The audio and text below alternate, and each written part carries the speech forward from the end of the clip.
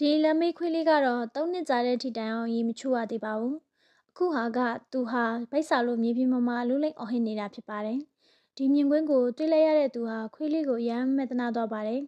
သူကဝက်ဥချောင်းကိုအမြန်ထုတ်လိုက်ပြီးခွေးလေးကိုကျွေးလိုက်ပါတယ်သူ့ရဲ့လက်နဲ့ခွေးလေးရဲ့အမွှေးတွေကိုထိကြည့်လိုက်တဲ့အခါမှာသူဟာဝမ်းနဲ့ချစ်ကွဲမှုကိုခံစားလိုက်ရပါတယ်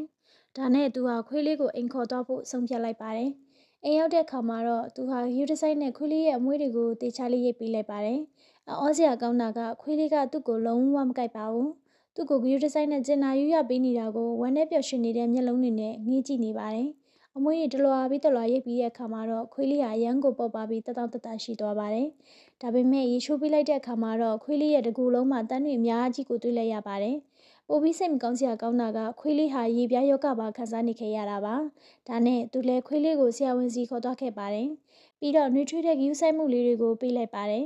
အဲ့ဒီနေ့ကစပြီးသူ့ရဲ့ချစ်တွေအကုန်လုံးကိုခွေးလေးစီမှာပုံအပ်လိုက်ပါတယ်။သူ့ရဲ့ချစ်တွေနဲ့ဂယူဆိုင်ပေးမှုတွေအောက်မှာခွေးလေးဟာအမွှေးသစ်လေးတွေနဲ့လှပလာခဲ့ပါတယ်။သူဟာခွေးလေးကိုဒီချက်ပူပြီးလှစေချင်တာနဲ့စံသားဆရာကိုပါခေါ်ပြီးအလှပြင်ပေးလိုက်ပါတယ်။အခုတော့နာကျင်စရာတွေကိုတိတ်မှန်ထားခဲ့ပြီးခွေးလေးဟာကောင်းမွန်ဆုံးလှပလာခဲ့ပါပြီ။ခုလိုခွေးလေးကကယ်ဆယ်ခဲ့တဲ့သူရဲ့စိတ်ထားလေးကိုသဘောကျရင်ကောမန့်မှာချီးမွမ်းစကားလေးတွေရေးပေးသွားလို့ရပါတယ်